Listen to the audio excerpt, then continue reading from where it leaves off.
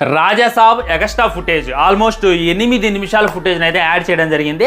అది చూసిన తర్వాత నా ఫీలింగ్ చెప్పాలంటే నాకు సినిమా చూస్తున్నప్పుడు మారుతి మీద భయంకరమైనటువంటి కోపం వచ్చింది. ఈ సీన్ చూస్తున్నప్పుడు కూడా అంతకు మించి కోపం అయితే వచ్చిందనమాట. ఎందుకంటే మామూలుగా లేదు భయ్య సినిమా ఆ ఫస్ట్ హాఫ్ ఆ సెకండ్ హాఫ్ అందులో ఉన్నటువంటి పాటలు అవంతా ఒక ఎత్తు అయితే ఓన్లీ 8 నిమిషాల ఫుటేజ్ ఉంది. మైండ్ మింగింది, మామూలుగా లేదు. సెకండ్ హాఫ్లో నాచే సాంగ్ మ్యాక్సిమం అది ఇటు చేసి అక్కడైతే ఈ సీన్ యాడ్ చేసేటటువంటి ప్రయత్నం చేశారు. ముగ్గురు శవాలు బయటకు వస్తే చూశారు తాళ్ళు కట్టి, వాళ్ళకేమో తలకాయలు ఉండవు అనమాట. వాళ్ళ అన్న వెతుక్కుంటూ ఆ మహల్కైతే వస్తాడు. వాళ్ళ తమ్ములు చూసుకున్నట్లయితే దొంగతనం చేయడానికి మహల్లోకి ప్రవేశించారు.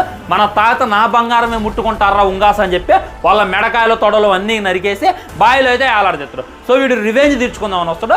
రివెంజ్ తీర్చుకొని వచ్చిన తర్వాత మన ప్రభాస్ అని చెప్తారు, ఆ ముసలోడు ఎప్పుడో పోయిండు, ఇప్పుడు నువ్వేం పీకలో దయచేయంటే నా వాళ్ళని వాడి చంపిండు, వాళ్ళ వాళ్ళని నేను చంపుతా అని చెప్పి ఆ ముగ్గురు హీరోయిన్ని చంపేటటువంటి ప్రయత్నం చేస్తారు. ప్రభాస్ అన్నను కూడా చంపేటటువంటి ప్రయత్నం చేస్తారు. అక్కడ మనోడు రాజాసాబ్ దమ్ము సరిపోవడంతో తన తాతాత్మ తనలోకి వచ్చేలా చూసుకుంటాడు అనమాట. ఎక్కిన తర్వాత రివర్స్ నడుతుడు భయ్య, ఏందిరా మీ బాధ?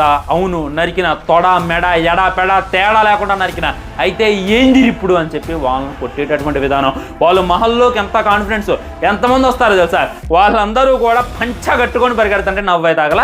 నిజంగా 8 నిమిషాల సీక్వెన్స్ కానీ సినిమా డే 1 ఉన్నట్టయితే ఈ రోజు రిజల్ట్ వేరేలా ఉండేది.